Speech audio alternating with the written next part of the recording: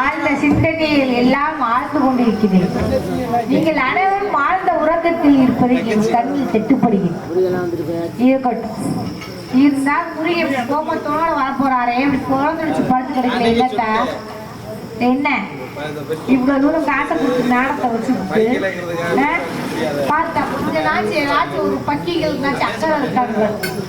எனக்கு நான் படுத்து கிடக்குங்க. அங்க முருகை வந்து வேலோட கிளம்பி நிக்கிறாப்புல. நீ முதல்ல போய் பார்த்துட்டு வா, நாட்டு மக்கள்லாம் எப்படி இருக்காரு அப்படின்னு இருக்காரு. மக்கள் எப்பயுமே தூங்க மாட்டாங்க, செஞ்சு போச்சு. அதனால இதுக்கு கொஞ்ச நேரம் ஆச்சு முருகனை நல்லபடியா பார்த்து ஆசீர்வாதம் வாங்கணும்னு நான் கேட்டுச்சு. இருந்தாலும் இருக்கட்டும், என்னவோ வாழ்க்கையை வர வர வெறுத்து போச்சு. ஏன் வெறுத்து போச்சுன்னு தெரியவும் என்னை கட்டிக்கிட்டது ஒருத்தர் கட்டிக்கிட்டார். கல்யாணம் முடிச்சவரும் ஒருத்தரே தான். உங்களுக்கு எதுவும் ஆப்ரேஷன் நடக்குதாப்பா? இதை வேற அப்பப்போ போட்டு என்ன? ஹலோ, ஒரு கல்யாணம், நானும் ஒரு கல்யாணம் முடிச்சு. யூடியூப்காரன் கேட்குறீங்களா? என்னம்மா வர வர வாழ்க்கையை வெறுத்து போச்சு. இந்த காரணமே எனக்கும் தெரியல, ஏன் வாழ்ந்ததும் எனக்கும் தெரியல. மதன் என்னவோ வாழ்க்கை இருக்கல குழந்தை, என்ன குழந்தை வாழ்க்கையை வெறுத்து போச்சு. வர வர வாழவே பிடிக்கி, வாழ்க்கை அப்படி வெறுப்பா இருக்கு. ஏன் பரிவா எப்படி வெறுப்பா இருக்கு? யாருமே கரெக்டா இருக்கு. நம்ம ஒருத்த கூட பழகுறோம், அவங்க நம்ம உண்மையாதான் இருப்பாங்க நினைச்சு பழகுறோம். உங்களுக்கு யாரும் கரெக்ட் ஆகலையா? இல்ல யாருமே சரியா இல்லையா? உங்களுக்கு யாரும் சரியாகலையா? இல்ல யாருமே சரியா இல்லையா? நீங்க சொல்றதுலயும் ஒரு நியாயம் இருக்கு, நீங்க கேட்கறதுலயும் ஒரு வாஸ்தவமான பிரச்சனை. எனக்கு யாரும் கரெக்டா இல்ல.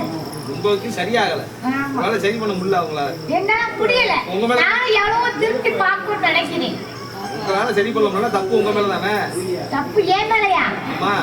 நான் வந்து அவங்க இப்படிதான் இருக்கணும்னு நினைக்கிறேன். படிக்கிற பிள்ளைக்கு பாடம் சொல்லி கொடுத்தா அது படிச்சிடும். படிக்காத பிள்ளைக்கு பாடம் சொல்லி தரேன்னு சொன்னது யாரு? நீங்க தானே. சரியில்லாத திருத்த நினைச்சது உங்க தப்பு தானே. அப்ப சரியா இருக்கு, என்ன மாதிரி ஆள்கிட்ட வர வேண்டியதானேன்றேன். நீங்க சொன்னது சற்று யோசிக்க கூடியது. நீங்க சிந்தனைக்கு கொண்டு போறீங்க. என் மூளைக்கு இது எட்டுதான் பாக்குது. நான் எட்டி பாக்குறேன், நீங்க எட்டி பாக்குறீங்க நினைக்கிறீங்க.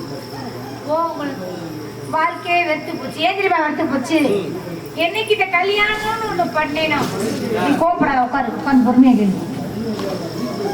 என்னைக்கு இந்த கல்யாணம்னு ஒண்ணு பண்ணேனோ அன்னையோடய எனக்கு வாழ்க்கை வெறுத்து போச்சு. கல்யாணத்துக்கு முன்னாடி நல்லாதான் பேசுறாங்க, சிரிச்சு சிரிச்சு பேசுறாங்க, நல்ல வாழைப்பழ மாதிரி பேசுறாங்க. அது இல்ல மதனி பிரச்சனை. கல்யாணத்துக்கு முன்னாடி நீங்க பேச மாட்டீங்கன்னு ஏங்குவாங்க. கல்யாணம் பண்ணதுக்கு அப்புறம் நீங்க பேச ஆரம்பிச்சிருக்கீங்க, அவங்க அமைதியாயிருவாங்க. அப்ப வெறுப்பா தானே இருக்கு. நான் போராடிதான் பாக்குறேன். எதுக்கு போராடுறீங்க? சோதனை போராட்டமா? இல்ல கொடுத்து எப்படியாச்சும் இந்த ஆளை ஒழுங்கா உட்கார்ந்து வச்சிடும். ஒரு 4 காசு சம்பாரிச்சு கொடுத்துட மாட்டானா? மூலமா ஒரு வேலைக்கு போக மாட்டானா?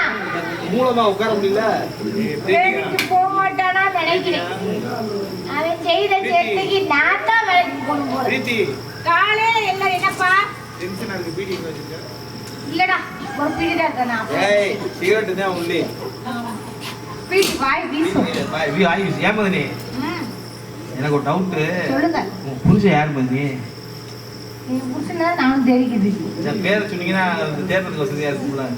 நானும் தேடிதான் பாக்குறேன். புருஷன் பேரையா? அவன் பேரை சொல்லக்கூடாது, அந்த அயோக்கிய பேரை. சரி, வீட்டுக்கு ஓட்டர் ஐடி எடுக்க வர்றாங்க. வீட்டுல யார் யாருன்னு கேக்குறாங்க. உங்க வீட்டுல மொத்தம் எத்தனை பேர்? பெரியவங்க சின்ன பிள்ளைங்க எத்தனை பேர் கேக்குறாங்க? ஆமா, சொல்லிதானாங்கண்ணா சொல்லணும்.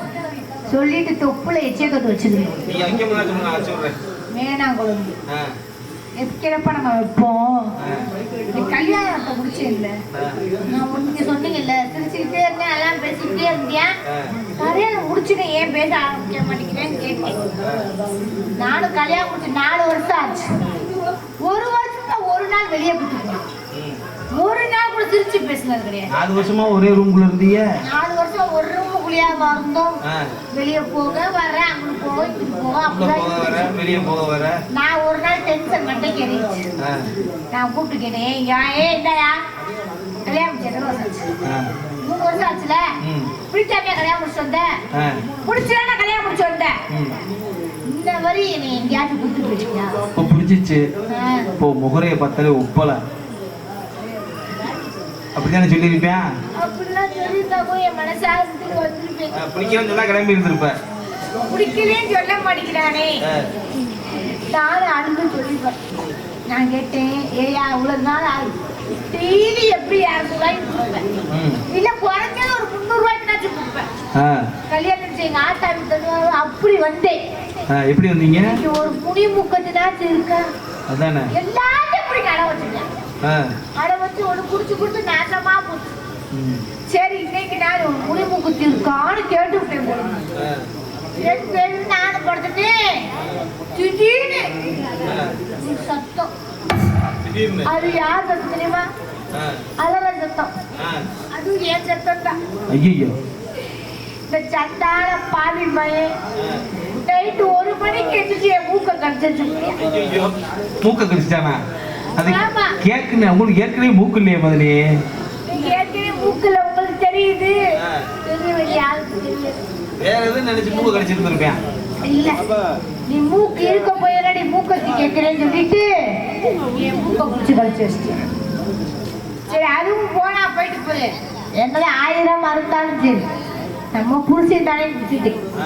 திருப்பி இன்னொரு நாள் ஒரு வாரம். நம்ம புருஷன் இல்ல உங்க புருஷன். என் புருஷன் தான்.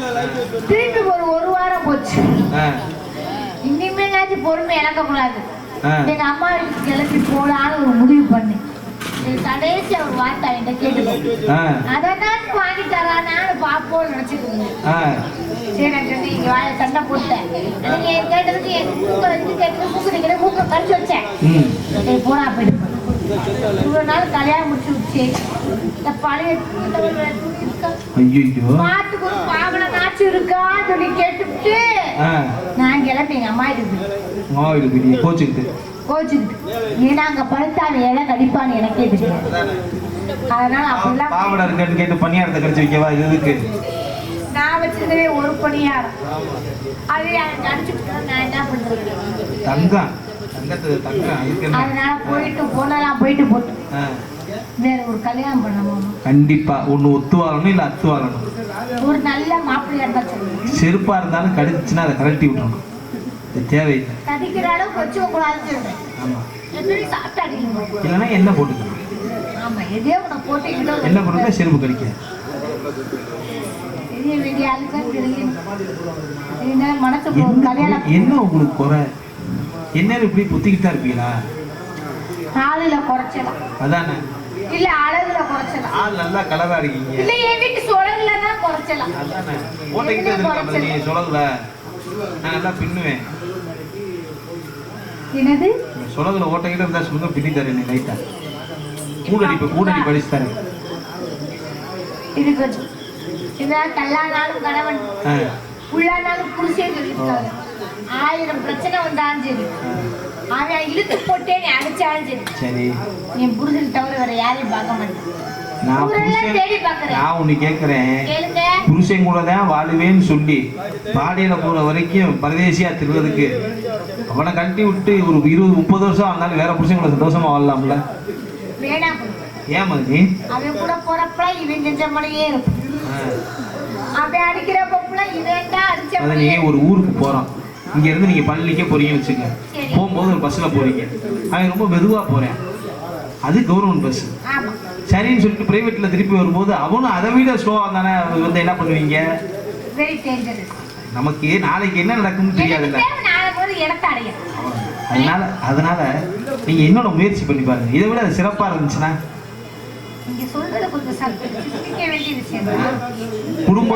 குடும்பங்கிறது அவை நடத்துறது புருஷன் நடத்துறது மாத்திரம் இல்ல, பொண்டாட்டியும் சேர்ந்து நடத்துறாங்க. அப்போ உங்களுடைய ஒத்துழைப்பு நல்லா இருந்துச்சுன்னா, கம்பெனி நீங்க நல்லா கொடுத்தீங்கன்னா அது நல்லா இருக்கும். போயிட முடியாது. உங்களுடைய கடமை ராஜநடிகர் வெளியில வரைக்கும் பேசிதான் ஒரு வீட்டுல புருஷன் சரியில்லைன்னா பொண்டாட்டியாச்சும் தெளிவா பிழைக்கணும். பொண்டாட்டி சரியில்லைனா புருஷன் தெளிவா பிழைக்கணும். 2 பேரும் சரியில்லைனா உன் வீடு என் வீடு மாதிரி தான் இருக்கு. மூடிட்டு உட்காரு. நான் போய் இருக்காரான்னு பார்த்துட்டு வரேன். அப்படி என் கண்ணுக்கு தெரியாம உங்ககிட்ட வந்தாருன்னா என்கிட்ட வர மாட்டேன். நீங்க வரதுன்னா வாங்க. இல்ல வந்துட்டாருனால் ஒரு வேலை உங்க மதனி. நான் மாத்திரம் இல்ல, என் குரூப் எல்லாருமே மதனியா மாமியா குழந்தையெல்லாம் மொத்தமா காப்பாத்து. நீங்க காப்பாத்துவீங்கன்ற நம்பிக்கையோட சரியா? எங்க வாத்தியார் உட்காந்து ஒரு பாட்டு பாடுங்க, வாசி சொல்லுவாங்க பாருங்க. சிவாஜி கணேசன் மிருத சக்கரத்து மாதிரியே இருக்கா. ஒரு பாட்டு பாடுங்க. ஒரு வாசிக்கு கூட வேணாம், அந்த கட்டையில அப்படி தோமையா உட்காந்தா போதும். ஐயா சின்னசாமி ஐயா மாதிரி இருக்காரு. ராரா பாட்டு பாடுங்க.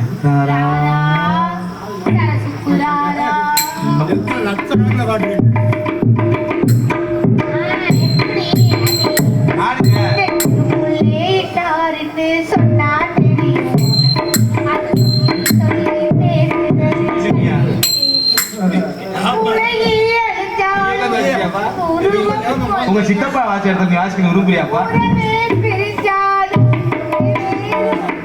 உங்க சித்தப்பா பரவாயில்ல போயிருப்பா. பொண்ணுமணி வேற ஊருக்கு போயிருக்கேன், நாளைக்கு வருவியா?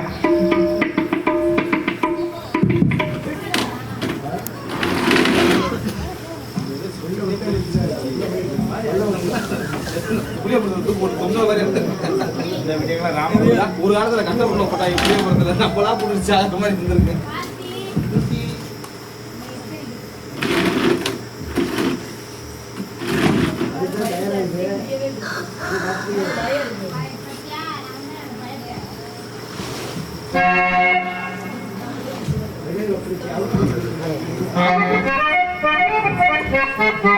அஞ்சல் ஐயா